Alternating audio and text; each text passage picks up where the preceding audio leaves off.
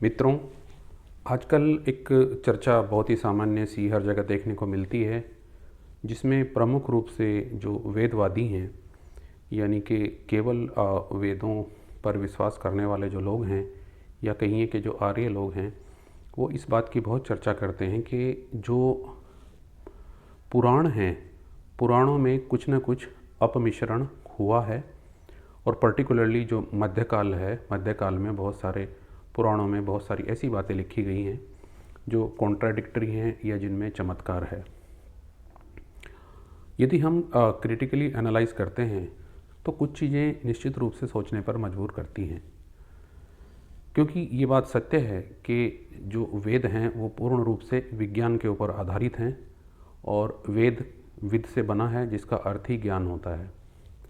वो परम शुद्ध ज्ञान है, और उसमें जो उसकी जैसा कि आप जानते हैं कि वेद की जो प्राचीन परंपरा थी वो श्रुत और स्मृति रूप में थी, यानी कि एक पीढ़ी से दूसरी पीढ़ी में वो श्रुत रूप में आगे बढ़ती रहती थी। चूँकि वेद की जो पुराना जो ज्ञान था वो सूत्र रूप में था। वैसे तो देखा जाए कि वेद 4 भागों में विभक्त हैं, जिसमें सूत्रात्मक, जिसमें ब्राह्मण, आरण्यक और उपनिषद हैं। लेकिन जो मूल वेदों की जो परिकल्पना है वो सूत्र रूप में है, और सूत्र जो होते हैं वो अल्पाक्षरमिदम असंदिग्धम, यानी कि वो बहुत कम शब्दों में कहे जाते हैं और उनमें संदेह की कोई व्यवस्था नहीं रहती है। तो इसी कारण से जो वेद का ज्ञान माना जाता है वो पवित्र ज्ञान माना जाता है। पुराणों में जो है वो कथात्मक सारी चीज़ें हैं, जिसमें बहुत प्रकार की जो कहानियाँ, कथाएं हैं, उनका वर्णन किया गया है। यद्यपि वो भी वेदों पर ही बेस्ड हैं, लेकिन उसमें ऐसा माना जाता है कि मध्यकाल में कुछ विद्वानों ने जो राजा के दरबारी के रूप में कार्य करके उनमें बहुत सारे अपमिश्रण किए। और इस बात में जो सबसे महत्वपूर्ण जो बातें कही जाती हैं वो कुछ ऐसी कहानियां हैं जिनका उदाहरण दिया जाता है, या फिर हम कहें कि जैसे योगेश्वर भगवान श्री कृष्ण का उल्लेख जब आता है तो महाभारत में जो उनका उल्लेख है और ब्रह्मवैवर्त पुराण में जो उनका उल्लेख है, उन दोनों में बिल्कुल अंतर है। साथ ही साथ इसके बीच में भागवत है। तो जब हम महाभारत की स्टडी करते हैं तो वहाँ भगवान श्री कृष्ण गीता का उपदेश देते हुए कहते हैं, कर्म योग की व्याख्या करते हैं, और उनका जो जीवन चरित्र है वो एक स्टेटमैन के रूप में और एक डिप्लोमेट के रूप में उभर करके सामने आता है।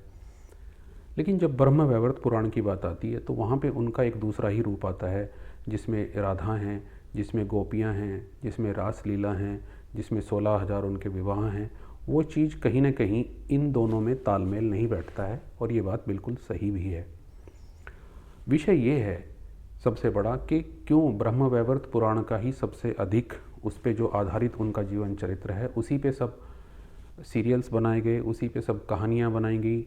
और आज भी हम यही कहते हैं कि आज मथुरा के क्षेत्र में जो है सब लोग जो अभिवादन करते हैं वो भी जय श्री राधे के रूप में ही करते हैं।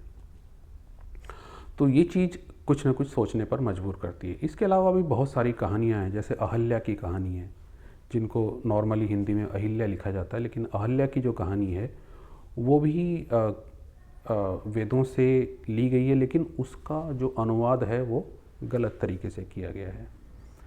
एक बात ये भी सोचने वाली है कि वेदों के जो देवराज थे इंद्र, वो पुराणों में एक विलासी राजा के रूप में ही क्यों माने जाते हैं।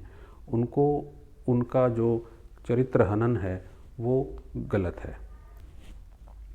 वेदों में जो देवता हैं वो 33 प्रकार के देवताओं का उल्लेख मिलता है, जिसमें आदित्य, वसु और रुद्र हैं, और साथ ही साथ प्रजापति का उल्लेख वहाँ पे मिलता है। इंद्र को देवराज के रूप में हम मान्यता देते हैं। तो और ब्रह्मा जी वहाँ पर एक ज्ञान के आदि स्रोत हैं, लेकिन ईश्वर को निराकार माना गया है। ईश्वर का जो है वो एक कोई आकार वहाँ पे नहीं बताया गया है। और बाद में पुराणों में जो है वो जो हमारे जो महापुरुष हैं जितने भी, उनका उल्लेख मिलता है, लेकिन अलग अलग प्रकार से उनको जो है। वेदवादियों का ये मत है कि पुराणों में जो हमारे महापुरुष हैं इन सब का चरित्र हनन किया गया है, हमारे ऋषियों का चरित्र हनन किया गया है, और ये निश्चित रूप से उस समय की शासन व्यवस्था के आधार पर किया गया है। दूसरी बात यह है कि वेदों में जब चमत्कार का कहीं उल्लेख नहीं है तो क्यों आगे चलकर हमारे समाज में ये चमत्कारिक बातें क्यों आ गई हैं? चमत्कारिक बातें ना तो वेद का भाग हैं ना सनातन का भाग हैं, ये अननेसेसरी कुछ एक छोटे छोटे जो कल्ट हैं उनका भाग है जहाँ पे चमत्कारिक क्रियाएं होती हैं। हमारे वेद में चमत्कारिक क्रियाएं नहीं हैं, तो पुराणों में इस चीज़ से सामंजस्य बिठाने के लिए, उस समय के समाज से सामंजस्य बिठाने के लिए, दूसरे जो कल्ट हैं उनसे सामंजस्य बिठाने के लिए हमारे यहाँ पर इतनी प्रकार की अशुद्धियाँ की गई हैं।